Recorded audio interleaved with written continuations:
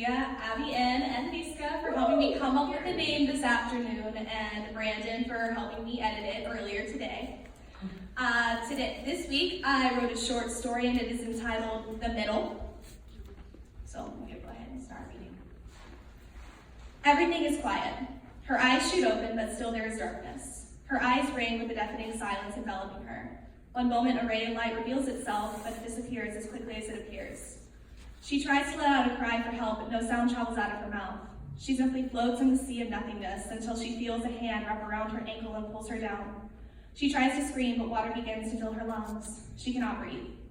Soon, the darkness overtakes her, and she fades in and out of consciousness.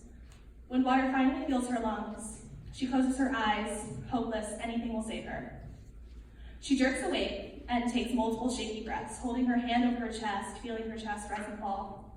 She looks around and sees a forest surrounding her, but no one to be found. Her clothes are dry, but there are branches stuck in her long braid.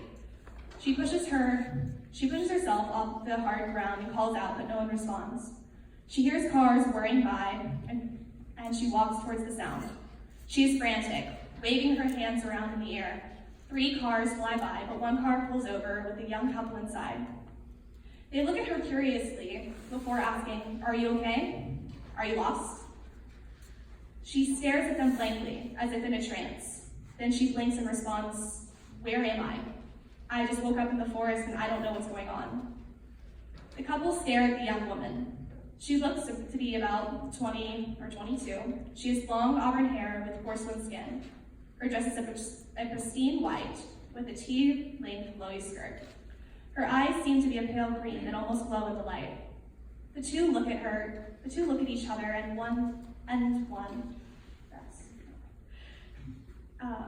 the man speaks up.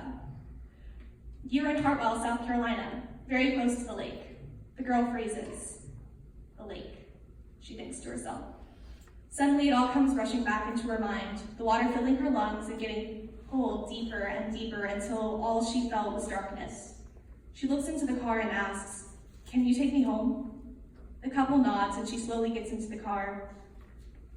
She sits uncomfortably in the seat, but points them down several winding roads until finally they stop at the ruins of a once beautiful house. The woman gets out of the car and looks at the house confused. I don't understand. What happened?" The couple exchange a look of uncertainty while the young woman collapses onto the ground. They both get out of the car, but neither one approaches her. She sits on the ground sobbing for what seems like forever, but she rises and dusts herself off. She takes a deep breath before turning back to the young couple standing before her. "Do you know what happened here?" The couple reveals nothing, but jumps to try to stop her from running into the ruins of her once beloved house. She races down the stairs, her white skirt flying in the wind.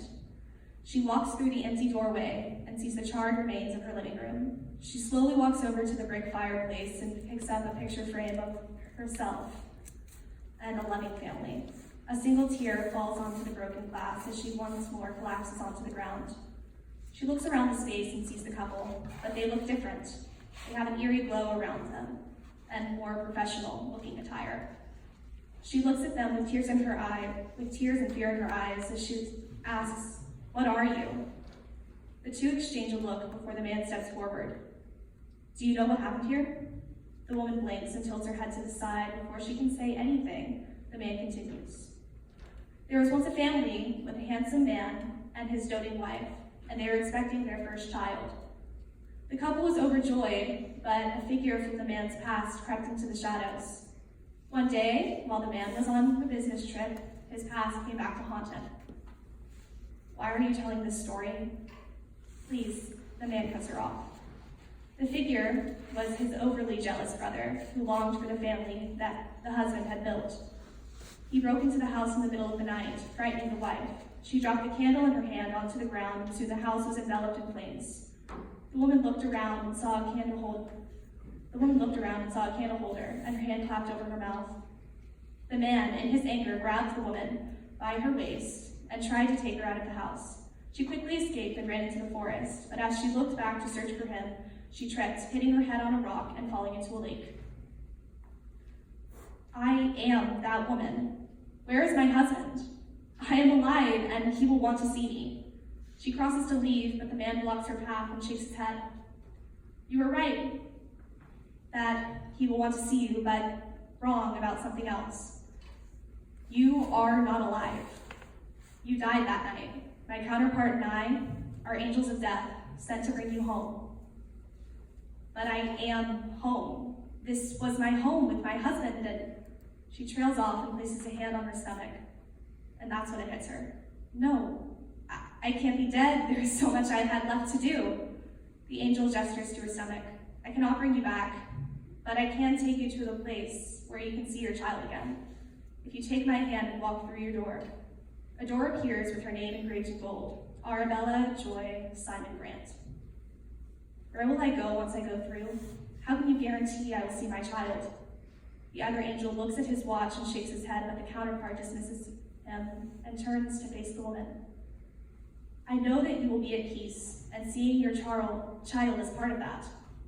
He reaches out his hand. As she takes it, she asks, may I see my husband? One last time. The angel shakes his head. You may see him when he goes to be at peace. If he sees you now, it will only cause him more pain. She nods, and her eyes fill with tears as he opens the door and she steps through. A smile falls on her face, and she knows she is at peace.